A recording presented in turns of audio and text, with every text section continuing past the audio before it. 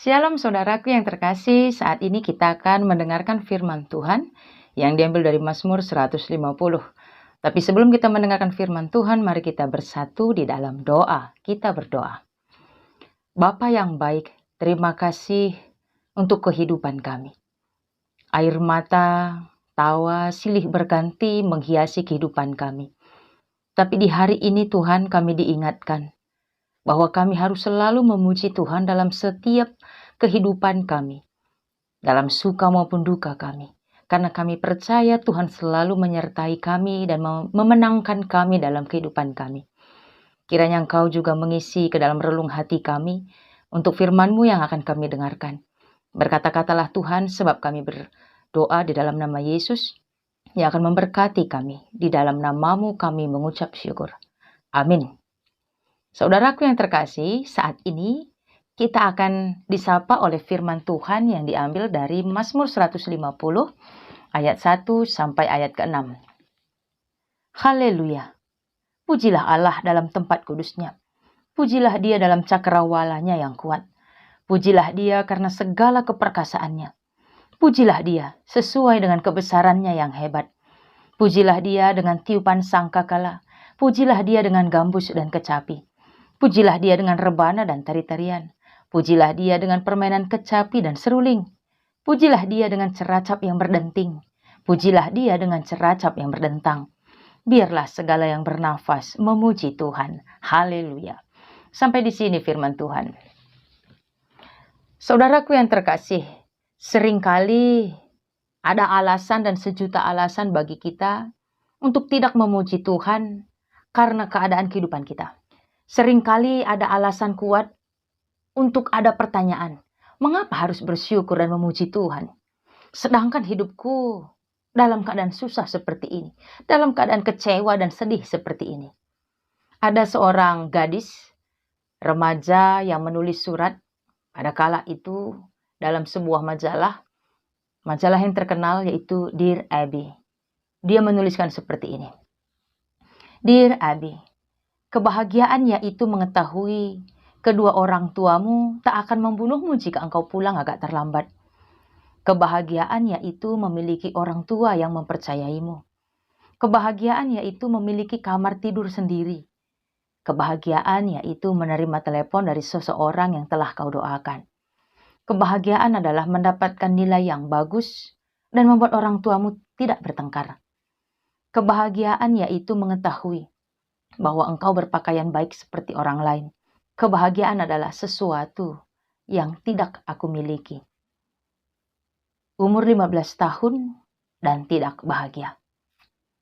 Beberapa hari kemudian, Dear Abby mendapatkan surat balasan dari seorang gadis remaja yang berusia 13 tahun.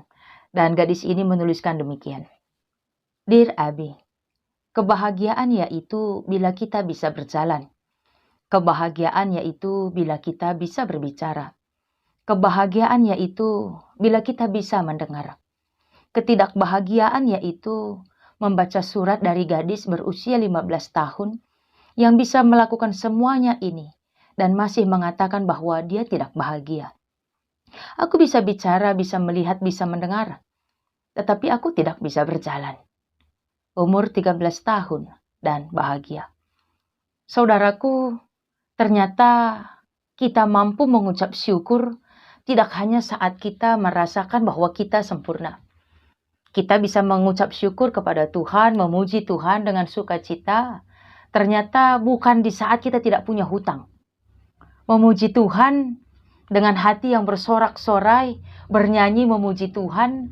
Ternyata itu bukan di saat kita memiliki anak yang mengerti kita dan bisa membahagiakan kita sepenuhnya.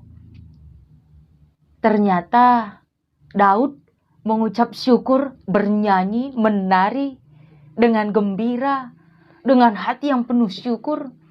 Itu dikarenakan dia mendapatkan tabut perjanjian Allah kembali. Setelah 30 tahun tabut perjanjian Allah itu tidak lagi berada di Yerusalem. Dan Mazmur 150 adalah penutup dari segala mazmur yang diciptakan oleh Daud. penutup yang mengatakan, pujilah Tuhan. Di dalam Mazmur kita tahu, ada banyak keluhan, ada banyak kemarahan, ada banyak peristiwa yang dialami oleh Daud. Betapa dia mengalami rasa takut, kekecewaan, tidak dapat tidur. Ada kegelisahan dan lain sebagainya.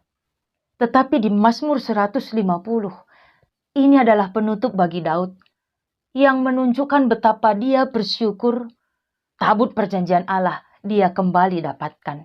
Mungkin perlu sejenak kita tahu apa yang melatar belakangi Daud sehingga Mazmur 150 ini dia ciptakan. Sesungguhnya ini adalah nyanyian yang berlandaskan dari 1 Tawarikh 15 dan 1 Tawarikh 16. Di mana tabut perjanjian Allah tidak lagi berada di Yerusalem. Tapi saat Daud ingin mengambilnya bersama para imam, di situ ada anak imam, yaitu Uza. Uza yang mendengar bahwa Daud mau mengambil kembali tabut perjanjian Allah, dia mengambilnya dengan sesuka hatinya, praktis. Dia memakai lembu, kereta lembu untuk mengangkat tabut perjanjian Allah. Padahal dia sudah tahu ada tata caranya semua untuk mengangkat kembali tabut perjanjian Allah. Tapi Uza melakukannya dengan sembrono. Supaya sudah. Tabut perjanjian dipindahkan supaya sudah selesai. Kalau bahasa karonya ya gelah enggau. Tapi ternyata saat Daud mengambil tabut perjanjian Allah itu, keretanya terjatuh.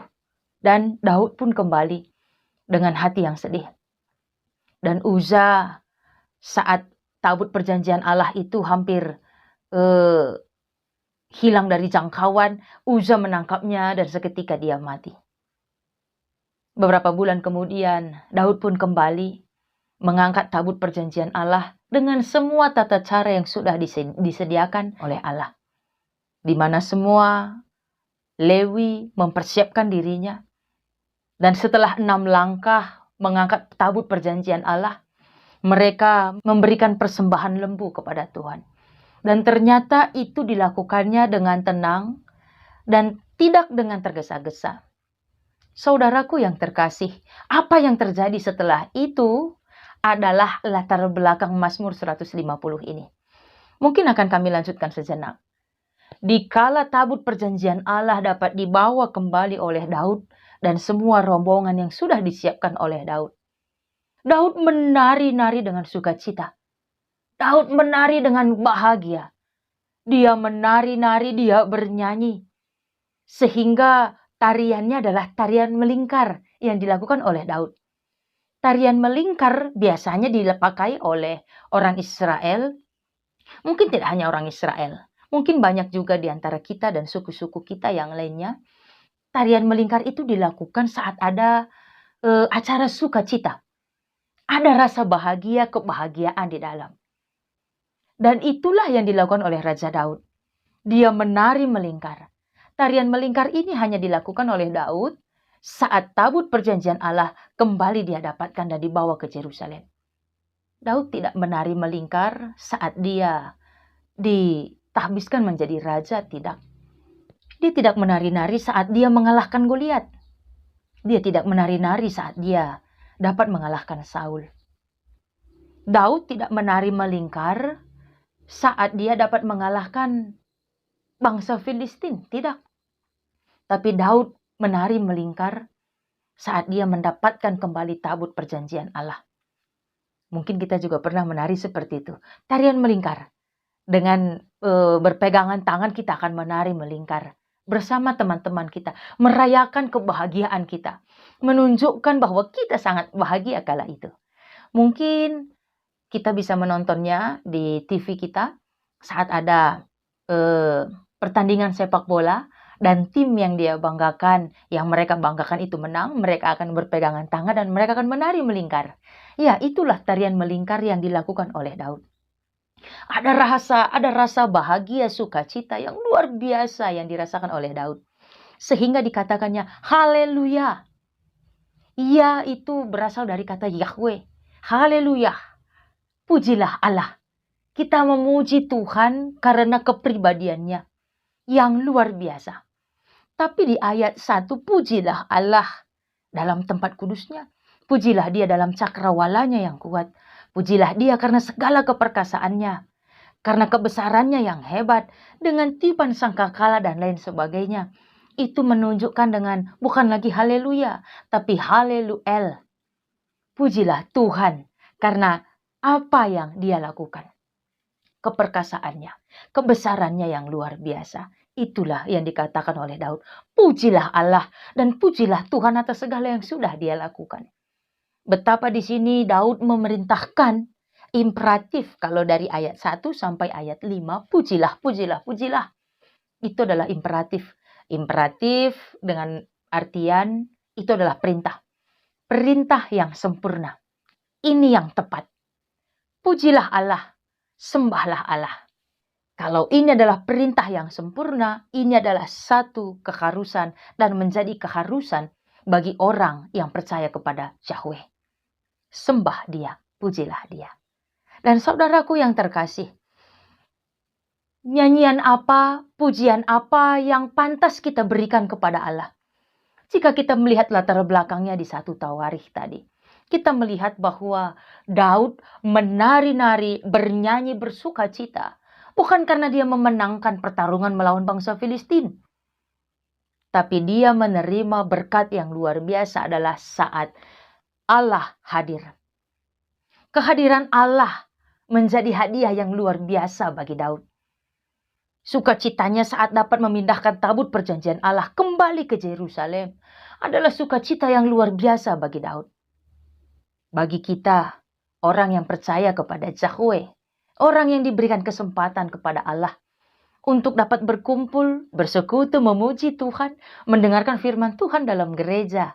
Sebahagia apakah kita saat bisa kembali bertemu dengan Tuhan? Saat Uza dihukum mati oleh Allah. Mungkin ada pertanyaan bagi kita. Bagaimana kita yang sepertinya gelah engkau supaya sudah dalam memuji Tuhan, kalau Uza waktu itu dihukum mati oleh Allah? Mengapa Allah menghukum mati Uza hanya dengan kepraktisan Uza kala itu?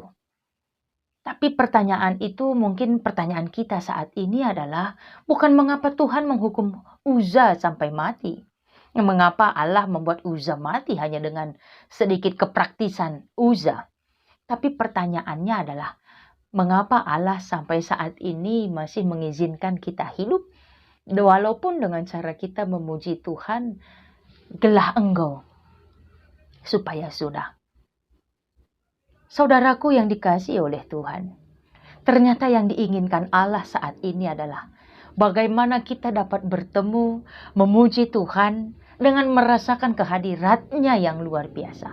Kehadiran Allah yang maha besar itu, yang pantas dipuja itu, walaupun kita menangis, walaupun kita tidak bisa berjalan seperti anak gadis tadi, walaupun mungkin kita tidak bisa berbicara, walaupun mungkin kita tidak bisa mendengar dengan sempurna, walaupun kita tidak bisa berbicara dengan sempurna, tapi toh bukankah alasan kita untuk bahagia, alasan kita untuk bersyukur adalah karena Allah ada. Kekasih Tuhan, jika Mazmur di 150 ini menyuruh kita dengan pujilah dia dengan tiupan sangkakala, pujilah dia dengan gambus dan kecapi. Ya, sangkakala adalah suatu alat yang dinyanyikan, dibunyikan oleh bangsa Israel dikala mereka bersiap untuk berperang. Dikala mereka sudah bersiap untuk berperang, sangkakala akan ditiupkan. Itu menandakan bahwa kita harus bersiap. Bersiap, benar-benar bersiap dengan semangat yang baru, dengan kepercayaan diri yang besar. Sangkakala akan dibunyikan. Lalu pujilah dia dengan rebana dan tari-tarian. Pujilah dia dengan permainan kecapi dan seruling. Kita mengetahui kecapi atau dengan bahasa lainnya itu adalah harpa. Dia dimainkan seperti harpa. Dan harpa itu senarnya yang terbagi-bagi. Ini juga mengingatkan dengan manna.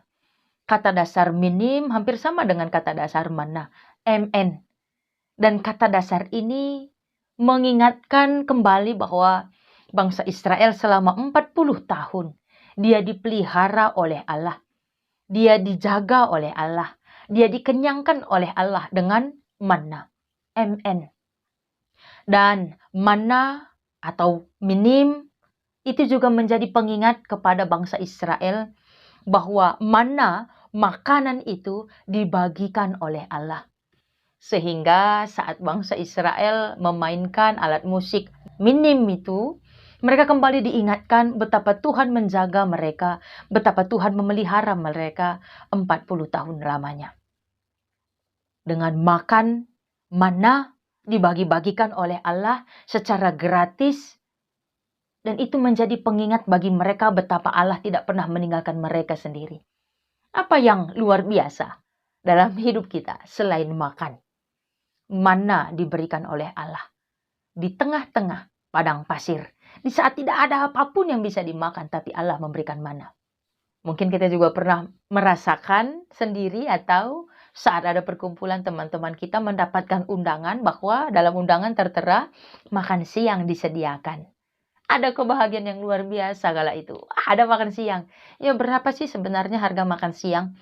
Harga makan sebenarnya kita bisa membelinya sendiri. Tapi saat ada undangan yang mengatakan makan siang disediakan. Wah itu kok rasanya agak lain gimana gitu. Dan Allah juga tahu. Sama seperti yang kita sering ucapkan. Dari perut jatuhnya ke hati. Kenyang perut, senanglah di hati. Ya, itu semua mana minim, kecapi, itu semua mengingatkan peliharaan Allah. Betapa Allah yang akan membagiakan semuanya dengan sukacita. Dan rebana. Rebana biasanya dimainkan dengan situasi hati yang sukacita. Tapi seruling, nah ini yang menarik. Kenapa seruling juga dimasukkan oleh Daud? Karena seruling juga sering dimainkan. Karena seruling itu dapat membuat suasana hati menjadi lebih sendu. Terasa sedih. Mungkin kita tahu bagaimana suara seruling Sunda. Atau kalau kita orang Karo, kita tahu itu dengan surdam. Ya, suaranya yang sangat menyayat hati. Menusuk sampai ke hati yang paling dalam.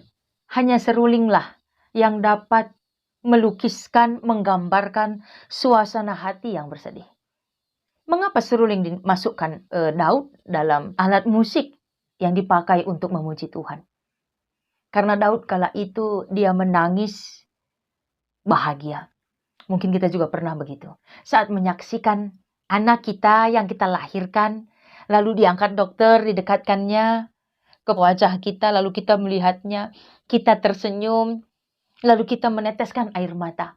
Waktu melihat wajahnya, kita menangis bahagia. Suami kita, orang tua kita, orang terdekat kita, mereka juga akan tersenyum tetapi menangis. Ada rasa haru yang mendalam, ada rasa bahagia yang luar biasa kala itu. Sama di saat kita menyaksikan anak kita di wisuda, walaupun itu wisuda online, atau saat kita menyaksikan anak kita, dia menerima pemberkatan perkawinan, atau menyaksikan saat anak kita memenangkan piala di sekolahnya, kita akan menangis terharu, kita tersenyum bangga padanya. Anak yang dahulu mungkin hampir mati, tapi kini dia bisa melangkahkan kakinya ke jenjang yang luar biasa, yang menunjukkan bahwa dia sudah berhasil.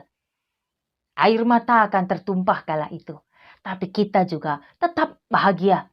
Kita bahagia walaupun kita menangis walaupun kita bahagia. Daud terharu, dia bernyanyi, dia menari bahagia melompat. Dia berputar-putar kegirangan karena bukan bangsa Filistin yang telah dia kalahkan, tetapi karena Allah selalu menemaninya dan memberkatinya. Karena dia merasakan betapa Allah memberkatinya dengan kemenangan yang luar biasa saat tabut perjanjian Allah kembali dia miliki. Sama seperti di saat dia mendapatkan piala Oscar, bukan piala komplek, tapi piala Oscar, betapa dia mendapatkan penghargaan yang luar biasa. Daud merasakannya. Kebaikan Allah yang luar biasa pada dirinya. Dia ucapkan, dia ungkapkan dengan nyanyian, dengan tarian, dan juga dengan musik-musik yang dimainkan kala itu. Jika kita lihat di ayat 5, pujilah dia dengan ceracap yang berdenting, dan pujilah dia dengan ceracap yang berdentang. Ceracap atau juga kita kenal dengan simbal, itu adalah logam kedua logam di kedua belah tangan atau juga di jari yang dibunyikan ting, dan itu dimainkan saat kita berada di kuil atau berada di sinagog atau saat ibadah akan segera dimulai. Mungkin sama dengan kita orang Protestan, suara lonceng akan kita dengar teng teng. Lalu kalau orang Buddha, dia ada sejenis mangkuk dari kuningan yang akan dipukul teng untuk membawa kita dalam keheningan. Atau orang Hindu, ini yang sering kita tonton dalam film India. Kalau orang Hindu mau masuk ke dalam kuilnya, dia akan membunyikan sebuah lonceng di atas kepalanya, dan itu hanya ada di dalam kuil. Ya, orang Israel mengenal logam ceracap yang dikatakan oleh Daud, ting, tapi orang Protestan dengan lonceng, Buddha dan juga orang Hindu, mereka mengenal suara logam yang disatukan dan suaranya itu kembali mengiangkan kepada kita, terngiang di telinga kita untuk mengingatkan bahwa kita berada di dalam rumah ibadat. Kita berada di dalam kuil. Kita berada di dalam rumah ibadah. Tapi pertanyaannya yang menarik, mengapa dengan musik? Ada apa dengan musik dan juga tari-tarian? Ternyata musik adalah bahasa setiap manusia yang ada di dunia. Sewaktu kita dalam kandungan, seorang bayi, dia akan mendengar suara detakan jantung ibunya. Walaupun dia di dalam kandungan. Dek, dek, dek. Suara detakan yang teratur. Dan itu menjadi musik bagi sang anak. Tapi setelah anak lahir, musik apa yang akan dia dengar? Dia kembali mendengar suara detak jantung ibunya saat dia minum ASI dari ibunya. Dia akan kembali mendengar suara detak jantung yang dulu dia dengar dalam kandungan. Saat dia masih dalam kandungan, ya, dia sangat hafal dengan suara detak jantung itu. Dan kini dia mendengarnya lebih dekat lagi dengan dada ibunya. Lalu ditambah dengan tepukan. Tepukan seorang ibu yang teratur dan ditambah dengan senandung ibunya. Senandung dengan gerakan-gerakan ibu yang teratur, yang membuat anak semakin tenang, dan jatuh terlelap dalam tidurnya. Ha, ha, ya, itu adalah musik bahasa semua manusia di dunia. Musik adalah bahasa universal. Dengan nyanyianlah pujian tertinggi yang dapat kita berikan kepada Tuhan. Tapi mengapa gereja kita, Protestan, tidak memakai pujian seperti Daud? Dengan tarian, dengan semua alat musik yang bisa dinyanyikan. Hal ini tidak terlepas dari latar belakang gereja kita. Gereja kita adalah gereja Protestan, apalagi Calvinis. Dengan Luther ya tidak jauh beda, karena mereka berpikir Allah kita suka dengan keteraturan. Sehingga sifat orang Eropa memang mereka bernyanyi tanpa ekspresi. Sehingga kita yang berasal dari Eropa, gereja yang berasal dari Eropa, kita akan bernyanyi tanpa ekspresi. Ini yang melatar belakangi gereja kita tanpa ekspresi. Tapi kalau orang Israel, mereka bernyanyi dengan ekspresi. Sama seperti dengan orang Afrika. Jika mereka bernyanyi, mereka akan bernyanyi dengan ekspresif sekali. Karena begitulah darah mereka. Karena begitulah tradisi daerah mereka. Mereka akan bernyanyi, mereka akan menari, mereka akan ekspresif sekali saat menyanyikan, melantunkan sebuah lagu. Calvin atau Luther hanya menginginkan agar bagaimana alat musik dan juga tarian tidak menggeser kemuliaan Tuhan atau mengganggu umat untuk berfokus kepada Tuhan saja. Ini yang mendasarkan Calvin. Dan tahukah kita, ternyata memuji Tuhan membuat kebaikan dalam hidup kita. 15 menit memuji Tuhan dengan nyanyian sama dengan mengayuh perahu selama 5 menit. Ketika kita memuji Tuhan, hormon kortisol, stres berkurang. Ini diukur dari air liur. Dan ternyata di tahun 2004 ada penelitian ini dapat menaikkan imun saat bernyanyi memuji Tuhan. Merangsang hormon endorfin, mengurangi rasa sakit dan menyebabkan rasa rileks. Daya ingat terjaga, mengurangi demensia. Kenapa? Karena kita menghafal lirik-lirik lagu untuk memuji Tuhan. Dan itu merangsang syaraf kita untuk tetap berfungsi dengan baik.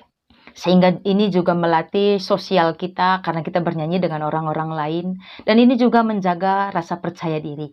Jika Uza mati hanya karena bersikap seenaknya kepada Tuhan. Tapi mungkin ini juga jadi pelajaran bagi kita untuk tidak bersikap seenaknya kepada Allah. Saudaraku, jika Uza dihukum mati oleh Allah karena caranya yang tidak pantas terhadap Tuhan, terhadap Tabut Perjanjian Allah. Tapi Daud yang menari-nari dengan sekuat tenaga membuat Allah merasa senang dan sukacita. Jika tadi Daud menari-nari, melingkar, jika itu biasanya kita lakukan dengan teman-teman kita, yang menjadi pertanyaan, menurut kita, bersama siapakah Daud menari? Dengan Allah kah? Saudaraku yang dikasihi oleh Tuhan, mungkin kali ini juga kita dapat menelisik kembali ke dalam hati kita. Kebahagiaan apakah yang paling luar biasa yang kita rasakan di dalam kehidupan kita? Apakah di saat kita menerima pekerjaan? Apakah di saat kita dapat melahirkan seorang anak? Atau karena kita dapat melunasi semua hutang-hutang kita? Atau karena kita memiliki pasangan hidup yang luar biasa? Jika kita hidup di padang gurun, apakah kita masih dapat bersuka cita? Jika kita diberikan sakit yang luar biasa, jika kita harus menghadapi penyakit yang luar biasa, apakah kita masih dapat bahagia dan bersuka cita dan memuji Tuhan? Mungkin ini juga jadi perenungan bagi kita. Jika minggu ini adalah minggu kantate, bernyanyilah. Dapatkah kita masih bernyanyi memuji Tuhan di saat ekonomi kita jatuh? Di saat anak kita meninggalkan kita tanpa pesan, hanya dengan amarah? Atau dapatkah kita memuji Tuhan di saat hutang kita semakin menumpuk? Atau dapatkah kita bersuka cita memuji Tuhan di saat kita ditinggalkan oleh orang yang kita sayangi untuk selama-lamanya? Saudaraku, kebahagiaan yang dirasakan oleh Daud bukan karena dia ditangguhkan menjadi raja. Bukan di saat dia dapat mengalahkan bangsa Filistin. Tetapi satu alasan yang membuat Daud dapat menari sekuat tenaganya, bernyanyi memuji Tuhan hanya dikarenakan Allah kembali padanya. Allah kembali di Yerusalem yang digambarkan dengan tabut perjanjian Allah. Saudaraku yang dikasihi oleh Tuhan, bagi Daud, hadiah terbesar baginya adalah saat ada Tuhan. Dan ini juga yang ingin Daud sampaikan kepada kita agar kita mengingatnya dan kita tahu betapa Daud tidak pernah sendiri melewati semua hari-harinya. Begitu jugalah kita. Kita tidak pernah ditinggalkan Allah sendiri dalam melewati hari-hari kita yang penuh dengan tangisan, penuh dengan beban, penuh dengan perjuangan. Allah begitu mengasihi Daud. Bukankah Allah juga mengasihi Anda? Allah juga tidak akan membiarkan Anda bergulat sendirian, menghadapi ketakutan, kekhawatiran, air mata, penyakit, atau kematian keluarga kita, atau menghadapi kematian orang yang kita kasihi. Maka, melompatlah dengan sukacita, dan berpestalah. Nyanyikanlah nyanyian-nyanyian pujian bagi Allah, Allah yang selalu menemani, Allah yang selalu hadir bagi Anda, Allah yang selalu ada untuk kita. Allah beserta kita. Itulah alasan kita, itu jugalah alasan Daud untuk merayakan, untuk memuji Tuhan.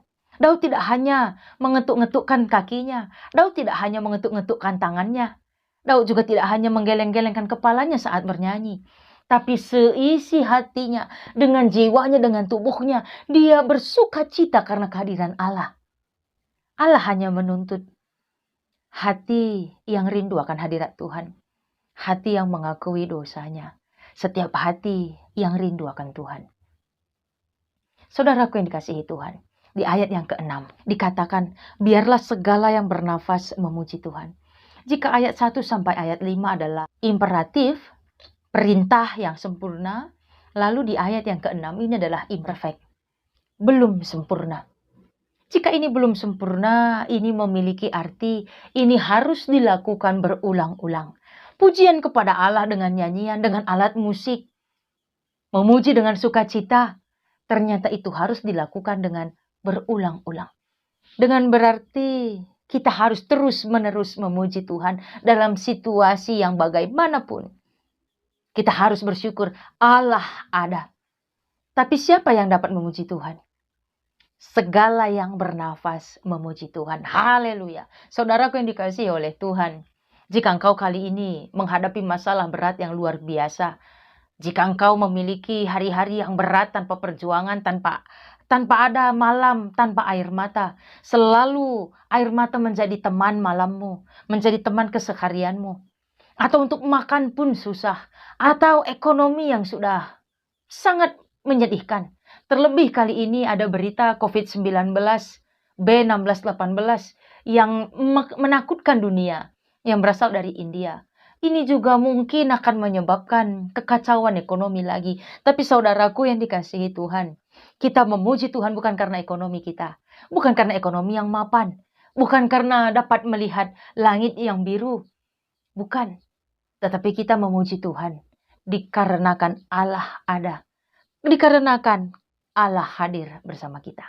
Saudaraku, mari rasakan dari hati kita yang paling dalam, betapa Allah selalu ada untukmu, untukku, dan untuk kita, dimanapun dan kapanpun. Dia sangat merindukan kehadiran kita dan juga suara-suara pujian kita. Bernyanyilah untuk Tuhan, bernyanyilah karena Dia mencintaimu. Kita berdoa. Bapa yang penuh cinta, terima kasih untuk kehadiran-Mu. Terima kasih untuk berkat-berkat-Mu, dan kami jadikan alasan kehidupan kami. Alasan Engkau hadir dalam kehidupan kami adalah alasan yang terbaik bagi kami untuk memuji Tuhan dalam kehidupan kami. Terima kasih untuk segalanya ya Bapa. Terima kasih untuk firman-Mu saat ini. Kami bersuka cita sebab kami memiliki Allah yang hebat, Allah yang pantas untuk disembah, karena tidak ada Allah lain sehebat Engkau dan sebesar Engkau. Terima kasih Tuhan, dalam nama-Mu kami mengucap syukur. Amin. Saudaraku yang dikasihi oleh Tuhan, tetaplah bersuka cita karena Allah mencintaimu. Tuhan memberkati. Shalom.